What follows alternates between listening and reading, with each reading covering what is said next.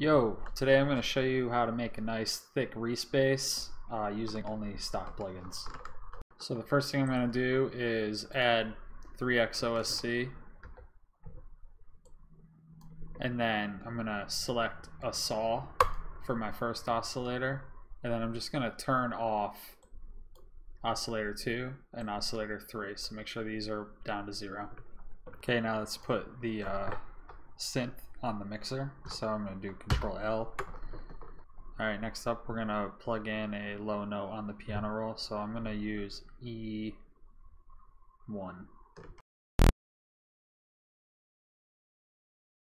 Okay, so now back to the mixer. We have our synth selected. First thing I'm going to add is the fruity course. And now I'm going to filter out a lot of that high end. So I'm going to parametric EQ2, low pass filter. And I'm going to bring this in pretty far.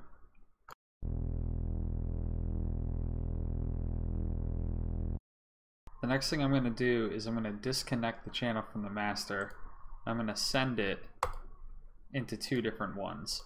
We're going to filter these out. So on the first one, this is going to be a low pass filter. And I'm just isolating low end here, right? So since I selected E originally, I'll find a hertz value. 164 hertz is E3, so that seems appropriate. And then likewise on the second send, we're going to have it be a high pass filter at that same value. So when you're selecting your value, you don't really need to be as accurate as I made it seem. Just select somewhere between like 140 hertz and 220 hertz, because that's kind of the range that you're going to be wanting to mono under, and then everything above that, it's appropriate to start introducing stereo.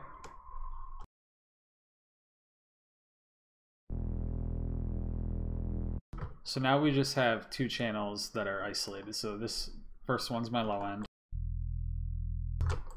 and this second one is my high end.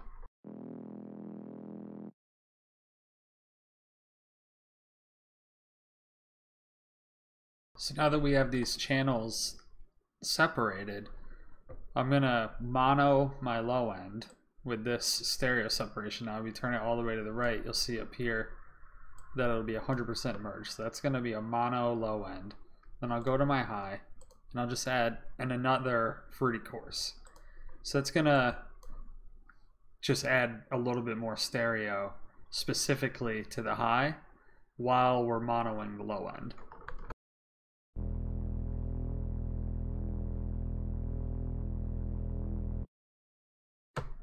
And now we're gonna recombine these two.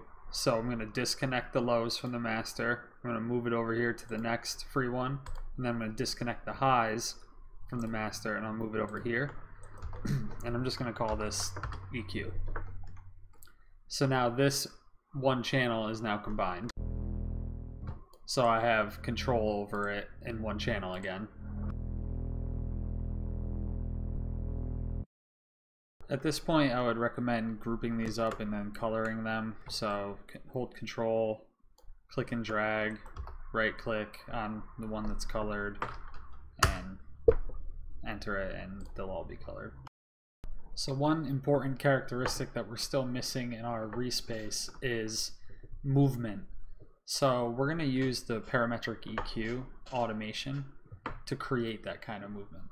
So let's lay down our pattern, and then go into our new EQ send where the audio has been combined.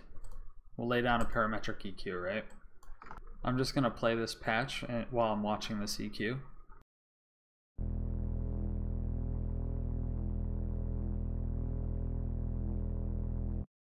So I'm noticing that we could probably create some movement in these upper frequencies that would be pretty tasteful.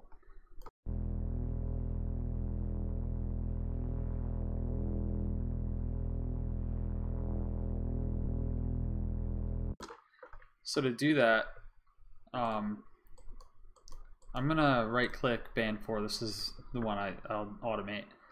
And let's go into my key menu. Since we're going with E, we'll just select one of these values here. I'm going to create the automation clip, and then I'm going to go back into the key menu, create a find a second value here, and then I'm going to copy that value, go into my automation.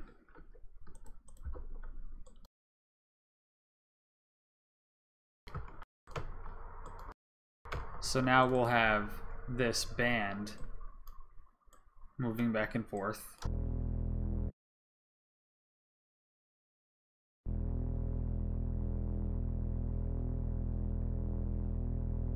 And let's just push up the level so you can actually hear what it's doing.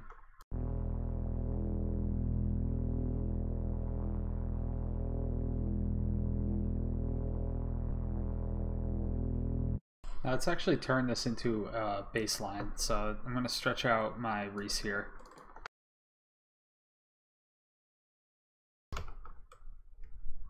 And we'll use the slide notes because they sound really good in a Reese bass. So I'm just going to do something very simple like this.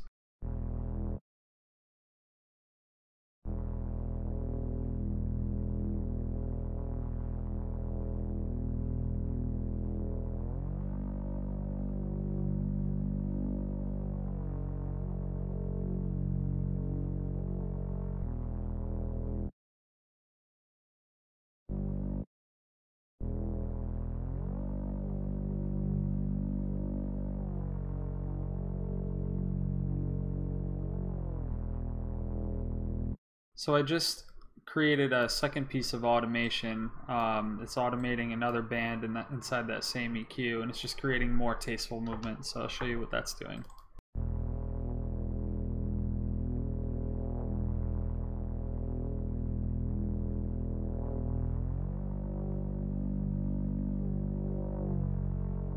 So you see how it's like kind of going up really quick and then snapping back at those transitions. That's the kind of things that you want to consider.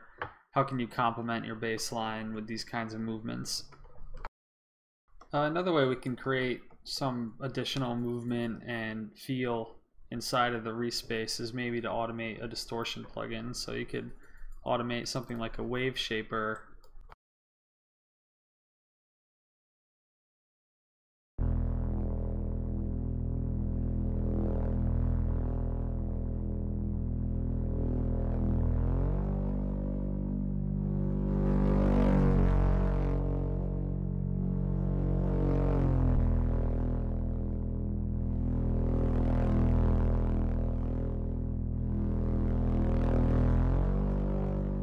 One thing I would highly advise when you're working with this many automations is grouping and labeling. So real quick, I'm just gonna label these up.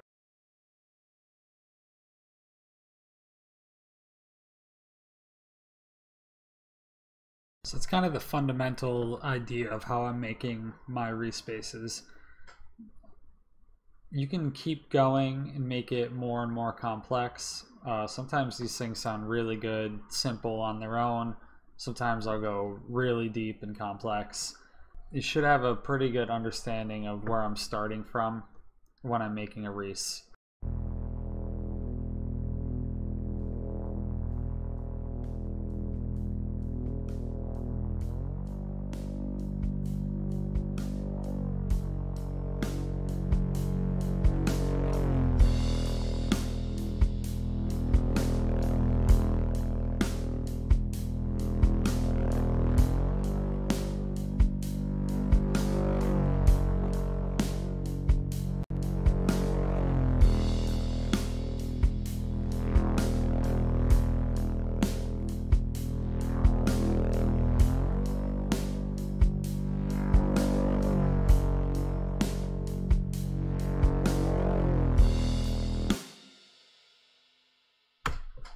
All right, see you guys next time.